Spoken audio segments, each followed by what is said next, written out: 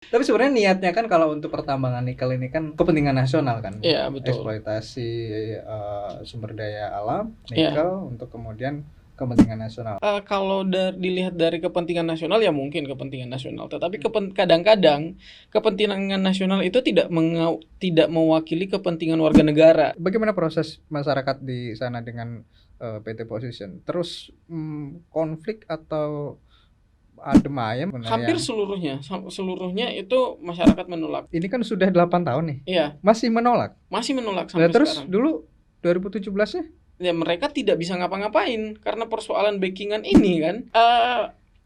Ya negara lebih sibuk ngurusin bendera lagi.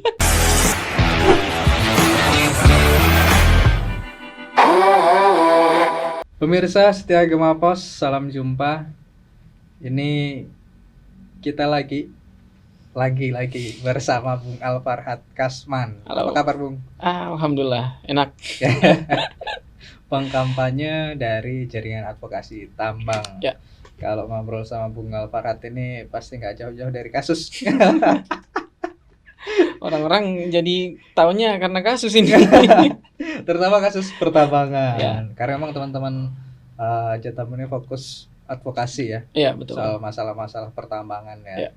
Dan terakhir kemarin saya ketemu sama Bung Farhad, ini ngobrol soal terbaru terkait Ya. dengan kriminalisasi. Benar.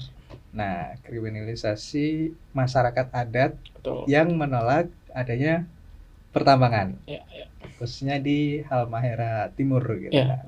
Cuman sebelum ke sana nih, Bung, ini kayaknya kan kita sering banget nih ngobrolin soal pertambangan gitu. Ya. Gimana? Terutama nikel ya. Tapi Ya, kok benar. banyak masalah gitu kalau dari sisinya Bung Alfarhad. Ini tambang nikel ini terutama di Haltim ya. Seperti yang Benar. tadi itu nih sebenarnya kayak berkah atau bencana. Jadi kayak banyak masalah gitu kan. Tapi sebenarnya niatnya kan kalau untuk pertambangan nikel ini kan kepentingan nasional kan. Iya, betul. Eksploitasi sumber daya alam Iya. nikel untuk kemudian kepentingan nasional. Pandangannya kalau dari situ setuju kan? Apa ya? Kalau dilihat dari kepentingan nasional ya mungkin kepentingan nasional, tetapi kadang-kadang kepentingan nasional itu tidak mewakili kepentingan warga negara gitu. Karena kan konteksnya adalah kepentingan nasional ya, yang dianggap sebagai nasional adalah yang punya kekuasaan gitu kan. Sementara warga masyarakat adat misalnya itu seringkali atau kebanyakan di kasus-kasus di tempat-tempat yang lain misalnya yang hari ini dibongkar untuk pertambangan nikel misalnya, itu seringkali menjadi korban gitu. Seringkali menjadi korban dan akhirnya ya kita tahu sendiri bagaimana warga melakukan perlawanan untuk mempertahankan ruang hidup, yang ujung-ujungnya pasti akan larinya dikriminalisasi. Apalagi ini kan nikel ini kan misalnya dalam konteks nasional misalnya.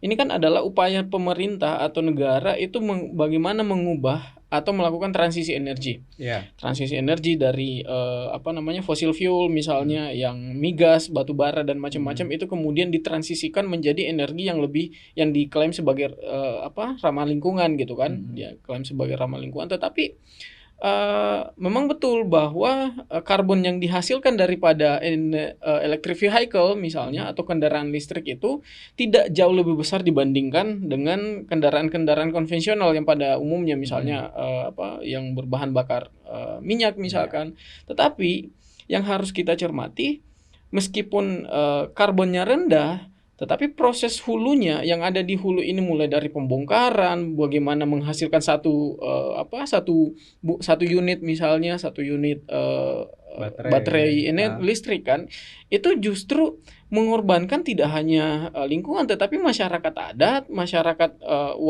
warga yang berada di lingkar tambang itu yang kemudian dikorbankan hanya untuk memenuhi ambisi kekuasaan yang diklaim sebagai transisi energi itu gitu. Tapi sebenarnya berarti untuk energinya oke, makin Energinya baik. mungkin oke. Tapi proses di hulunya, awal untuk eksploitasinya, untuk ngangkutnya, untuk bahan bakunya itu awal memang itu yang bermasalah. Iya, itu yang bermasalah dan kadang di Indonesia ini kan prosesnya itu dilakukan secara ugal-ugalan, Pak. Oke. Dilakukan secara ugal-ugalan dan itu sama sekali tidak memperhatikan bagaimana hak-hak dari warga yang berada di lingkar kawasan itu gitu. Itu misal Ya banyaklah kasus-kasus yang mungkin bisa kita saksikan mulai dari ya waktu obrolan kita terakhir soal harita kemarin kan Oke. ngobrolin soal apa namanya pencemaran sumber air mereka dari toksik kan, dari racun yang dikeluarkan oleh apa yang diproduksi oleh smelter harita misalnya. Itu yang terjadi di Indonesia saat ini gitu. Oke. Tapi memang sejak zaman Pak Jokowi juga ya dalam Iya, proses eksploitasi nikel ini. Cuma kan sempat ada, ini kan sekarang dilarang kalau untuk ekspor langsung ya. betul, Ekspor betul. langsung untuk nikel, kan ada hilirisasi di sana, ada Iya, iya, proses nasionalis untuk harus dikelola dulu nih, iya, diolah dulu di iya, Indonesia, baru kemudian hasilnya atau setengah jadinya itu setengah iya. matangnya baru bisa diekspor. Iya, Cuman kan nggak semua punya smelternya. betul.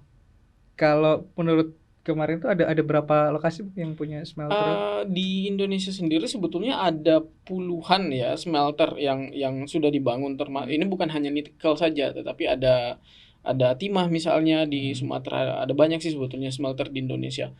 Tapi untuk smelter ini yang paling besar sebetulnya karena tersebar di berbagai macam pulau, kepulauan besar Indonesia, Maluku misalkan, Maluku Utara, terus di Sulawesi sendiri, terus di ya dua tempat ini yang menjadi apa ya sentra dari operasi smelter nikel itu yang Nikel. dilakukan, iya, di kawasan IMIP misalnya, di kawasan IWIP, dan itu semua adalah PSN kan, proyek strategis nasional Oke. yang ada, yang dulunya digadang-gadang oleh Jokowi dan sekarang sudah berjalan gitu. Ya, proses hilirisasinya oke dengan membangun nikel, cuman nggak semua yang ternyata punya Iya, betul. smelternya Iya, gitu. Atau ya mungkin karena kan memang besar sekali biayanya iya, kalau untuk perusahaan nikel bangun smelter kan nggak semua bisa, nggak semuanya iya, iya. mampu kan gitu. Termasuk seperti kata Bung soal yang sekarang bermasalah, yang Mhm, menurut pandangannya Bung di Halmahera Timur itu kan mhm. nggak punya smelter juga. Iya, PT betul. Position. PT Position ya. Heeh. PT Position. Itu kemana mereka ininya? Nah, PT Position ini kan salah satu unit usaha kan sebetulnya, salah satu anak usaha dari Harum Energy. Harum Energy. Harum Energy ini perusahaan yang besar juga yang dimiliki oleh Kiki Barki, dan menurut Siapa, Bung? Kiki Barki, Kiki Barki. betul, yang menurut majalah apa ya, majalah Forbes kalau tidak salah, dia disebutkan bahwa dia merupakan orang terkaya dengan urutan ke-39 di Indonesia, yang Oke. yang notabene sebagai pemilik Harum Energy itu, PT Position itu. Nah, PT Position ini itu mensuplai atau mendistribusikan nikel yang dibongkar di di Mabasangaji itu disuplai ke kawasan Indonesia Wedaba Industrial Park atau IWIP. IWIP. Oh, Betul, oke. IWIP yang ada di Weda, di Teluk Weda itu. Dia berarti pinjam pakai smelternya atau sewa Eh, atau gimana? Sejauh ini yang kita tahu itu mereka menjual ke sana. Oh, berarti Mereka menjual mereka dari tanah mereka keruk, terus mm, kemudian mereka jual ke. ke kawasan IWIP itu. Mereka Oke. jual ke sana, dan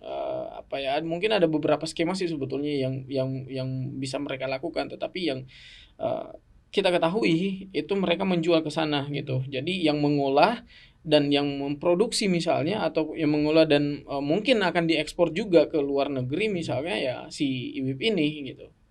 Mereka Oke. yang menjadi tangan terakhir yang ada di Indonesia gitu. Oh, berarti yang dari PT Position ini cuman produksi ya istilahnya Betul. ya. Iya. Cuman Memproduksi, melakukan pembongkaran gitu. melakukan pembongkaran di daerah Halmahera Timur di Halmahera desa itu. Mabasangaji. Mabasangaji, dan kabarnya ini kalau ngobrol-ngobrol itu banyak masalah termasuk soal perizinannya, soal awal mulanya Iya. gitu. Awal mulanya mereka melakukan aktivitas pertambangan di situ. Bisa ceritakan, Bung? Nah, awal mula itu kan sih sebetulnya masyarakat itu kan sebetulnya tidak menginginkan, atau sudah sejak awal mereka menolak gitu kan. Mereka menolak bahwa rencana aktivitas pertambangan yang akan dilakukan oleh PT Position ini, yang luas konsesinya itu lebih dari 4.000 hektar, Lebih dari 4.000 lebih hektar. dari 4.000 Tahun berapa? hektar. Itu izinnya itu keluar sekitar 2017 sampai 2037. 2017 sampai 2037 2037 20 tahun 20 tahun 20 tahun izin yang diberikan oleh pemerintah dari SDM kan? dari SDM. Oke. Nah, sejak awal mereka warga yang di Mabasangaji itu sejak awal sebetulnya tidak sepakat atau bahkan menolak gitu kan, menolak bahwa akan adanya rencana pertambangan yang berada di wilayah mereka karena kenapa? Karena mereka mengkhawatirkan ketika misalnya pertambangan ini masuk, itu kan hutan adat Mabasangaji ini kan merupakan sumber kehidupan mereka, sumber pangan mereka berada di situ. Nah, setelah itu yang kemudian menjadi salah satu alasan kenapa mereka melarang, karena persoalan satu pertimbangannya adalah kerusakan lingkungan dan kedua adalah ini adalah tempat mereka mencari makan. Jadi mereka khawatir kalau semisal ada tambang, soal penghidupan mereka terganggu. Betul. Tapi kan ada konsesi nanti kalau semisal di situ ada ada perusahaan tambang, masyarakat sekitar pasti kan diuntungkan juga dengan aktivitas pertambangan itu seperti tenaga kerjanya atau lain-lain sebagainya. Iya, yang menjadi persoalan seperti ini, meskipun misalnya ada lapangan kerja yang terbuka misalnya, tetapi kan yang kita ketahui bahwa ketika pertambangan itu masuk, itu tidak hanya membawa lapangan kerja yang terbuka, tetapi masalah-masalah lain itu juga akan datang, mulai dari pencemaran lingkungan, sumber air mereka pasti tercemar, tanah mereka pasti akan terganggu, dan potensi-potensi konflik itu juga pasti sangat-sangat nyata di lapangan, dan itu kita saksikan selama ini ketika melakukan melakukan pendampingan, misalnya advokasi dengan warga-warga yang menjadi korban industri gitu kan, industri ekstraktif tambang lah. Nah, kalaupun narasi yang dipakai pemerintah itu kan selalu seperti itu kan, bahwa ketika kita membuka tambang, membiarkan pertambangan ini masuk, maka akan dibuka lapangan kerja yang luas gitu. Tetapi problemnya adalah apa betul misalnya lapangan kerja itu ada misalnya untuk masyarakat atau justru untuk masyarakat yang ada di luar dari kawasan itu. Karena kadang-kadang kita menemukan fakta yang warga setempat itu, warga lingkar tambang ini itu justru menjadi orang atau masyarakat yang notabene terbelakang. Oke. Mereka terbelakang, mereka disisihkan malah, dan yang akan diterima untuk menjadi katakanlah tenaga kerja misalkan di wilayah itu adalah masyarakat yang dari luar, kebanyakan perantau-perantau. Tetapi poinnya bukan di situ. Oke. Poin saya adalah ketika misalnya pertambangan ini masuk, maka masalah lain selain kerusakan lingkungan itu akan beriringan masuk ke dalam kawasan itu, konsesi itu. Jadi yang diperhadapkan oleh masyarakat hari ini bukan hanya kerusakan lingkungan, tetapi ancaman kesehatan, sumber kehidupan mereka yang berada di wilayah itu juga ikut terganggu, dan tidak mungkin dengan gaji UMR misalnya itu bisa memenuhi kebutuhan-kebutuhan yang selama ini yang tidak bisa dibayarkan digantikan dengan uang gitu. Oke. Itu jadi yang selama menjadi poin. Oke. 8 tahun sudah kan? Maksudnya dari PT Position ini udah 8 tahun, dari 2017 sampai kemudian 2025. Sekarang ini 2025, 8 tahun kan begitu. Istilahnya berjalan. Bagaimana proses masyarakat di sana dengan PT Position? Terus konflik atau adem ayem atau gimana sebenarnya? Atau hanya sebagian masyarakat aja sebenarnya? Hampir seluruhnya itu masyarakat menolak. Makanya kemarin itu sekitar bulan Mei kalau tidak salah, ya bulan Mei, bulan Mei, itu ada kurang lebih lebih dari 20 orang yang ditangkap karena melakukan penolakan pertambangan. Kronologinya seperti ini. Sebentar, penolakan. Ini kan sudah 8 tahun nih. Iya. Masih menolak sampai terus sekarang. Dulu 2017-nya? Ya mereka tidak bisa ngapa-ngapain karena persoalan backingan ini kan. Oh, berarti ini agak memaksakan untuk di situ. Mereka memaksakan cara-cara mereka. Nah, kalau dilihat dari kronologi ini kan misalnya seperti yang tadi kita obrolkan di awal kan, ini kan ada 11 warga nih. Ada 11 warga yang sudah ditetapkan sebagai tersangka dan sudah P21. Berkasnya sudah dilimpahkan kejaksaan. Nah, tetapi kronologinya seperti ini. Di tanggal 15 Mei itu kan ada 30 warga yang kemudian masuk ke dalam hutan yang hutan adat pada saat itu yang juga menjadi konsesi PT Position ini. Mereka melakukan protes, mereka mencoba untuk menghentikan aktivitas perusahaan yang telah merusak lingkungan mereka. Nah, itu kan deforestasi yang terjadi misalnya di kawasan PT Position ini itu dari tahun 2017 sampai 2023 kemarin itu berdasarkan hitungan Jatam misalnya menggunakan beberapa tools yang kita seperti citra satelit misalnya, itu sudah ada deforestasi sekitar 38 hektar. Itu dalam rentan waktu berapa tahun ya, dari 2017 sampai 2023. Itu sekitar 5 tahun mungkin ya. 5-6 tahun lah itu yang terjadi. Nah, itu yang kemudian dipersoalkan, makanya warga-warga itu melakukan masuk ke dalam kawasan hutan adat itu untuk menghentikan perusahaan. Kemudian besoknya tanggal 16 Mei itu warga akhirnya melakukan aksi. Melakukan di kantor PT Position. Mereka melakukan aksi, terus di hari berikutnya itu ada sekitar 27 orang itu ditangkap.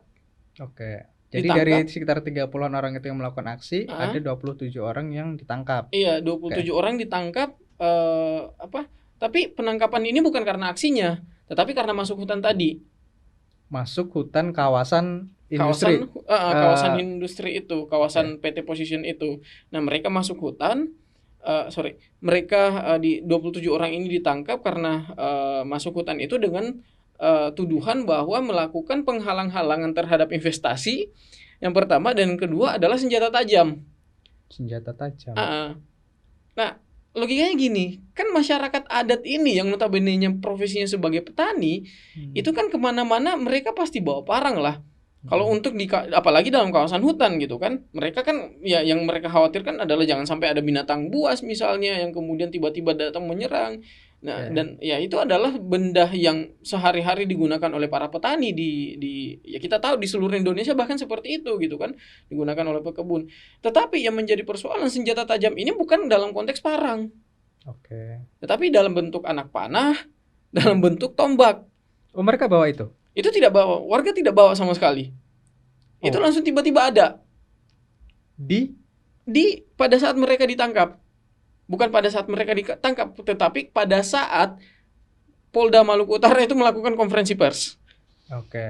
Langsung dikeluarkan alat buktinya berupa senjata tajam, anak panah, tombak dan macam-macam. Oh, ini serius ini, Bang? Iya. Ini maksudnya kalau dalam posisi ini kan ini serius ini. Maksudnya iya. Ada pas waktu ditangkap senjata itu nggak ada. Nggak ada, yang ada cuma parang. Yang itu pun alat petani. Nah ini kita nggak tahu ya, ini benar atau enggak ya. Nanti bisa teman-teman bantu teman-teman konfirmasi mungkin ya. Bisa cek sendiri kan. Bantu cek, bantu konfirmasi ya benar atau tidak.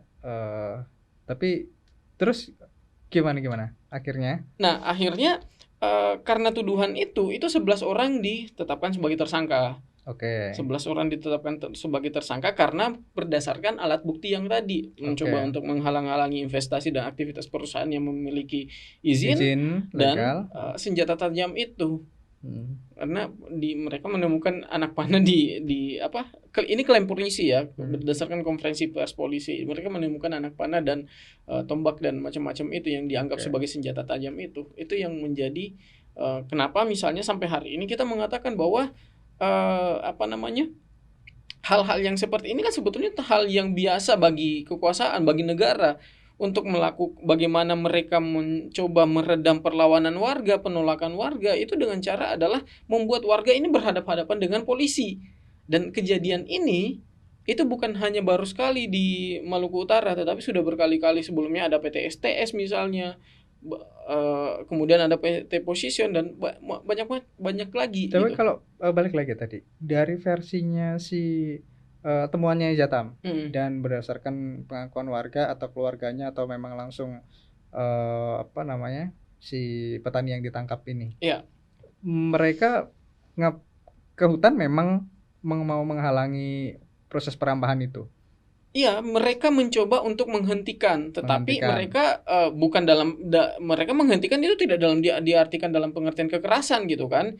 Mereka mereka menuntut bahwa aktivitas pengerukan ini itu harus segera dihentikan gitu.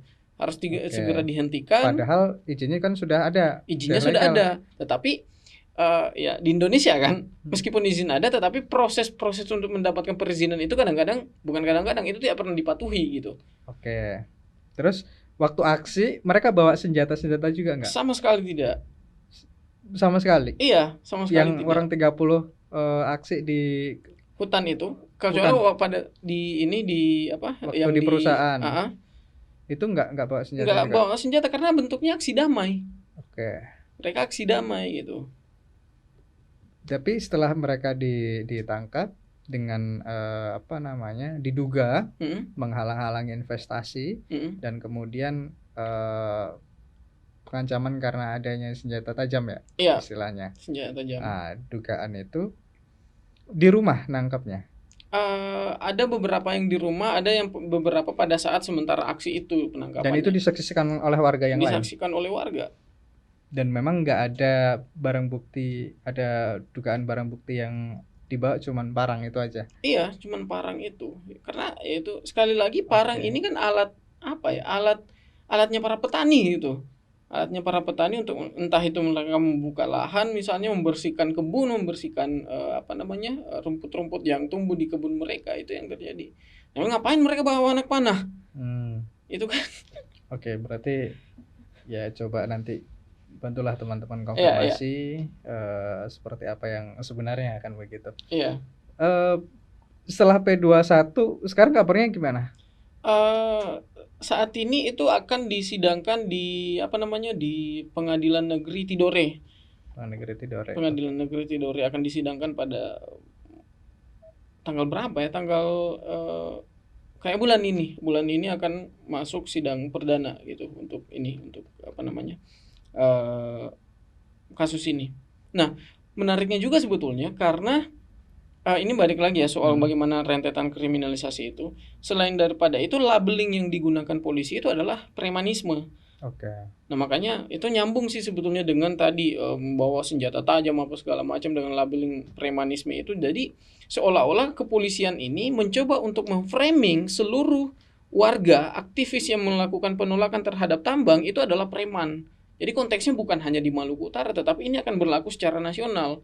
Jadi warga-warga misalnya yang ingin menghentikan aktivitas perusahaan tambang yang dianggap memiliki izin misalnya, ataupun ya dianggap memiliki izin, dan ketika misalkan ada warga yang melakukan penolakan, ada warga yang melakukan perlawanan terhadap hal itu, maka itu akan dianggap sebagai preman. Itu yang kita temukan gitu. Tapi kasus-kasus sebelumnya ada juga, maksudnya selama rentang 8 tahun ini.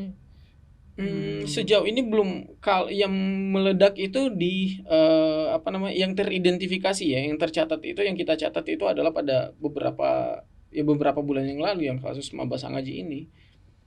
Sebelumnya itu enggak. Sebelumnya belum ada. Tetapi kalau untuk konteks Maluku dan Maluku Utara itu sudah banyak kejadian tepat. Namun di di perusahaan-perusahaan yang berbeda, misalkan STS misalnya, itu sudah ada banyak warga yang harus berurusan dengan kepolisian dikarenakan aktivitas penolakan terhadap industri ekstraktif ini gitu, tambang. Itu teman-teman aktivis gimana soal bagaimana tuntutan teman-teman untuk 11 orang yang diduga ini upaya kriminalisasi? Sejauh ini kalau dari Jakarta sendiri kan, kalau dari Jakarta itu kita tetap membangun semacam kita tetap menyuarakan gitu soal bagaimana 11 warga ini harus dibebaskan tanpa syarat gitu. Karena pada dasarnya mereka punya hak untuk memperjuangkan lingkungan, mereka punya hak untuk mendapatkan lingkungan yang bersih, yang sehat, dan itu dijamin sama undang-undang gitu kan. Nah, tetapi yang menjadi persoalan ini tidak pernah diperhatikan oleh negara, tidak pernah dilihat oleh negara, karena pada dasarnya negara hanya bekerja untuk bagaimana profit itu bisa diakumulasi kan, profit itu bisa didapatkan secara secara maksimal tanpa mempedulikan yang akan terdampak gitu. Nah, ini menjadi salah satu presiden juga karena di Indonesia ini satu-satunya cara untuk menjadi kaya adalah dengan bisnis tambang. Itu menjadi soal. Di Indonesia ini satu-satunya cara untuk menjadi kaya itu hanya dengan bisnis tambang. Kenapa? Karena pengusaha-pengusaha tambang ini akan mendapatkan keuntungan yang lebih yang lebih banyak dan mereka tidak pernah mengeluarkan biaya untuk melakukan mitigasi risiko yang akan ditimbulkan ketika pertambangan itu masuk. Mereka tidak mengeluarkan itu gitu. Nah, kemudian kalau misalkan konteks tadi di Maluku Utara misalnya, ya sampai hari ini masyarakat masyarakat, aktivis mahasiswa, aktivis NGO misalnya itu sampai hari ini mereka juga tetap melakukan solidaritas, membangun gerakan-gerakan yang notabene-nya ya tujuannya satu adalah bagaimana agar 11 masyarakat Maba Sangaji ini bisa dibebaskan tanpa syarat karena konteks tadi, karena mereka punya hak untuk hidup yang layak gitu, untuk hidup yang bersih, dan hutan mereka adalah sumber kehidupan mereka. Ketika itu dirusak, dihancurkan, ya mereka mau makan apa? Oke. 11 orang ini sudah di P21 berarti sudah di lapas ya? Iya. Nah, ini aku terlewat tadi sebetulnya. Apa itu? Kenapa misalnya ini kita katakan ditangkap secara ugal-ugalan, proses kriminalisasi ini memang betul-betul kriminalisasi, karena pada saat penangkapan warga ini langsung dibawa ke lapas. Bukan di Polres. Harusnya kan di Polres kan? Iya. Biasanya kan. Maksudnya biasanya kalau seperti saya nggak tahu ya benar atau nggak, biasanya kalau penangkapan diduga kriminal atau melakukan sesuatu yang dianggap oleh polisi itu melanggar undang-undang, itu kan dibawa ke Polres. Iya. Nah, ini tidak, ini langsung dibawa ke lapas Swasiu kalau misalnya namanya di sana. Lembaga pemasyarakatan langsung. Lembaga pemasyarakatan di Rutan langsung dibawa ke situ. Nah, makanya kemarin pada saat kita aksi di ini kan di mana Trunojoyo ini apa namanya? Mabes Polri. Kita aksi di sana. Polisi itu justru pada kaget semua yang melakukan pengamanan. Mereka pada kaget semua lah. Kok bisa mereka langsung dibawa ke rutan untuk ditahan? Mereka kaget juga kan. Nah, ini gimana ceritanya nih? Satu entitas, satu institusi. Ada keanehan itu ya. Iya, mereka juga aneh kan, merasa aneh juga. Satu institusi yang notabene-nya sistemnya komando, mempunyai perspektif yang sama, kok bisa merasa bingung gitu. Kebingungan dengan apa yang dilakukan oleh Polda Maluku Utara ini. Ini real. Langsung memang. Iya, langsung dibawa ke lapas, dan pada saat kita aksi kita sampaikan itu ke polisi. Ya mereka kaget juga lah, kok bisa seperti itu. Ini kayaknya ada mungkin ada peristiwa yang anomali gitu kan. Iya, betul. Atau mungkin hal-hal tertentu yang butuh dijelaskan juga oleh kepolisian. Betul. Ya, termasuk terutama yang di Maluku Utara. Iya. Harusnya seperti itu. Harus dijelaskan kan kenapa langsung dibawa ke Tapi teman-teman mempertanyakan itu juga kan? Iya, kita pertanyakan itu. Belum ada jawaban. Kalaupun kita kan menerka-nerka juga kan, kira-kira jawabannya apa ya? Misalkan ini jangan sampai dia kabur lah. Gimana ceritanya mau kabur? Jangan sampai kalau misalkan alasannya adalah darurat misalnya, nggak masuk akal semua gitu. Karena di Polda tentu ada ada sel sendiri kan, tapi ini kenapa langsung dibawa ke rutan gitu? Oke, ini mungkin butuh nanti jawaban juga nih untuk klarifikasi. Berarti masih ada upaya sekarang untuk oleh teman-teman aktivis, dan ada juga yang mendampingi ya. Betul. Mendampingi hukum untuk masyarakat Maba Sangaji yang hari ini diduga telah dikriminalisasi oleh institusi tertentu. Yang perusahaan lah gitu. Perusahaan dan negara gitu. Oke. Mudah-mudahan dapat dapat keadilan yang benar. Yang kita harapkan seperti itu. Bahwa ya gimana ceritanya kalau misalkan aku agak beberapa hari terakhir ini kadang-kadang memikirkan agak pesimis gitu dengan Indonesia yang usianya ke 80 tahun ini gitu. Dengan kondisi yang ada di lapangan ini, kriminalisasi, kekerasan dan macam-macam itu terjadi di mana-mana. Jadi apa yang kita akan rayakan gitu kan? 80 tahun. 80 tahun. Sebentar lagi. Tapi euforianya udah kerasa. Mudah-mudahan nanti dapat abolisi atau amnesti lah. Ya, kita berharapnya seperti itu sih. Dan negara lebih sibuk ngurusin bendera lagi. Bendera One Piece lagi. Oke, balik lagi. Jangan ke isu yang bendera One Piece. Soal ini Bung, ini kan tadi sepertinya pesimis banget kan ya. Iya. Kerasa pesimis terhadap situasi sekarang.